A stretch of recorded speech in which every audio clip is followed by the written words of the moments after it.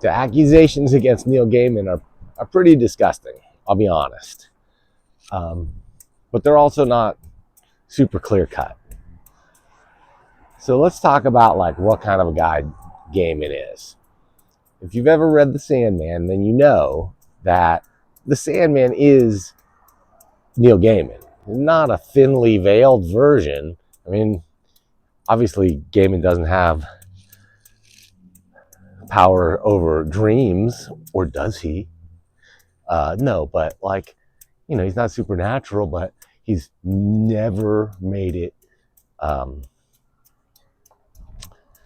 never hesitated to say how the Sandman is him, looks like him, acts like him, is a proxy for him. So it's clear to say that. So think about the character of the Sandman himself, and I mean, a big part of his character is that he's a dick. Like, he's super aloof and kind of can be mean and cruel, vindictive if you've crossed him, especially with those that were like his love. I just remember, now, I don't even have all the Sandman volumes. I've definitely read every single issue and every book, but for one reason or another, I never felt the urge to have every volume of the Sandman. Like, they're not that rereadable to me. Some of them are, I guess, but the ones that were the most rereadable and my favorites were the single issue stories that are collected in, I think it's Sandman Volume 7, Myths and Legends or something like that. And they're all single issue comics, which I love. And they're all like mythology and folklore driven, which I love. The thing about it I remember from the regular series is there's one arc where Dream has to go to hell, and and when he's there, he stops to visit. Right? Yeah, that's it. He was going to meet Lucifer and get back his key, his magical dream key from Lucifer, who had taken it. And but while he was there, he went to go visit his ex-wife. And I forgot all the it's based on some legend or myth. I think might have been African, and where his wife had wronged him. I think, I can't remember, or he had wronged her. But anyway, he came to hell, he visited her, and then he left her there. That always sat a little bit weird with me. For whatever reason, it just told me something about the vengefulness of this character, and thus, I guess, the potential for that kind of attitude in the author. So, Sandman's a dick. Gaiman is Sandman. Ergo, Gaiman's a dick, right? Well, it's pretty clear. If you read the Vulture article, he was into some super beyond kinky stuff. And while I believe that what goes on in the bedroom between consenting adults is their business and nobody else's, it does seem like he was a little bit abusive in his position of power as both an employer and a super rich guy, to sort of coerce people, these young, impressionable, no doubt goth girls, into doing some really heinous stuff.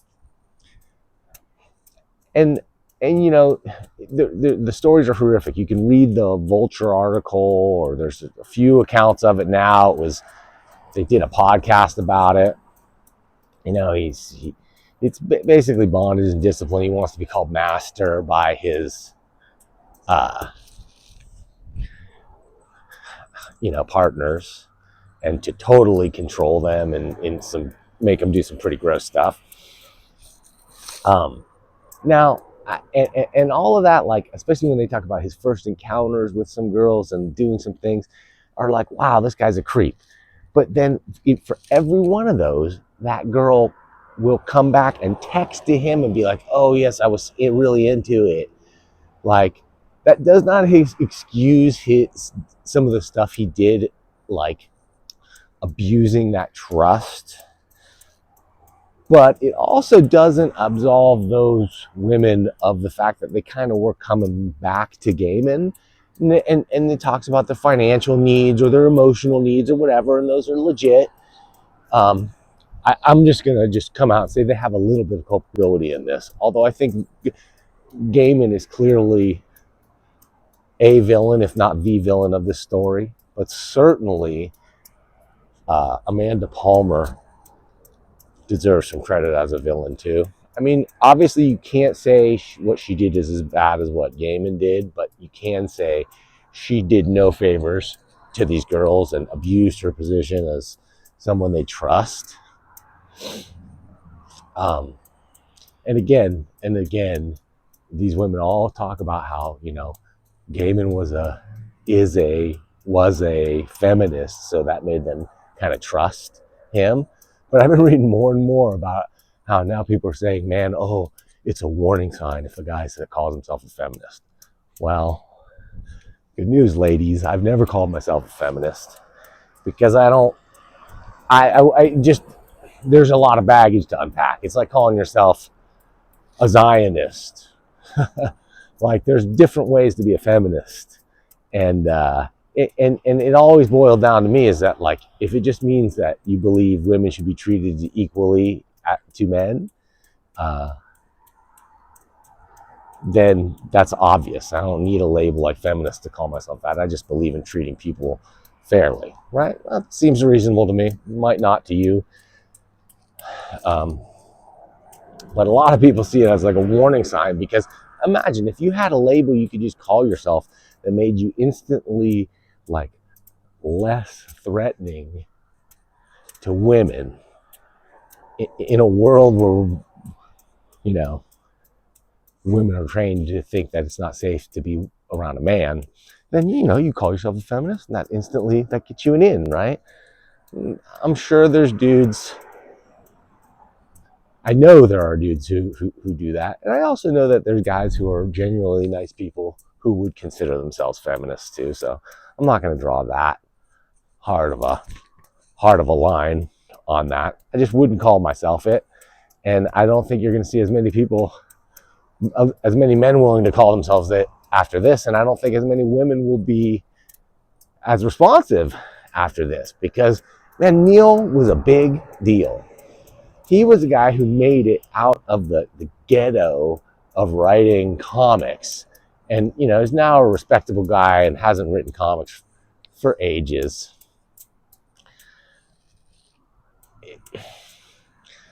Do we care? Why do we care? All right, the Sandman TV show was pretty lame, and it was okay, but it dealt with a lot of the parts of the series that I thought were kind of hokey anyway. So I don't know. I'm gonna say if that's your cup of tea, it was good, but they did make a lot of changes in characters and stuff that seemed weird and a little out of step, but out of step with the comics.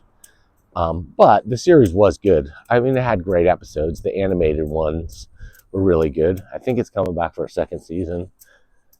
I just don't know if I'll be willing to watch it. Oops.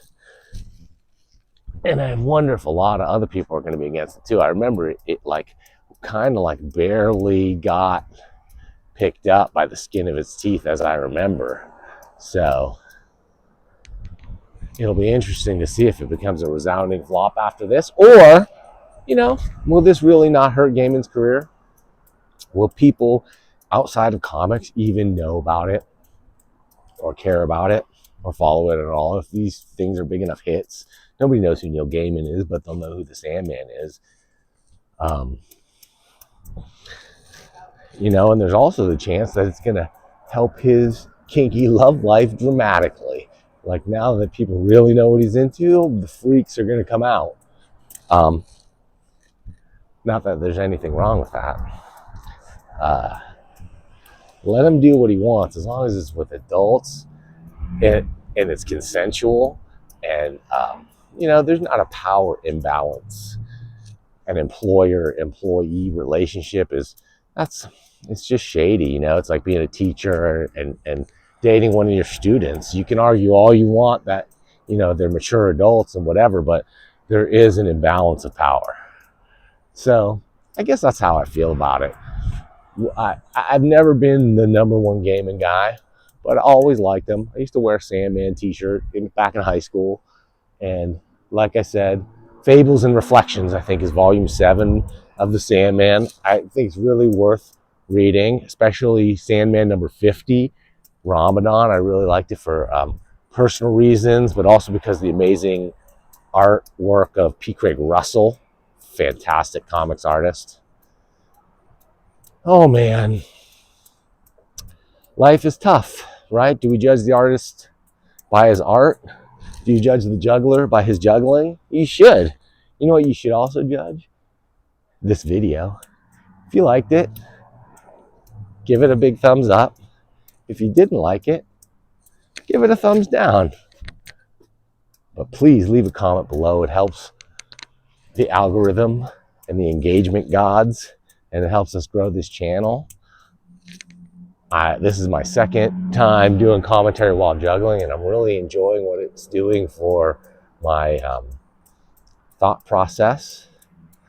And the problem I always have of not knowing what to do with my hands when I'm talking, this solves it a lot. So if you like it, think about subscribing. Click that bell for more notifications, and we'll see you on the flip side. See ya.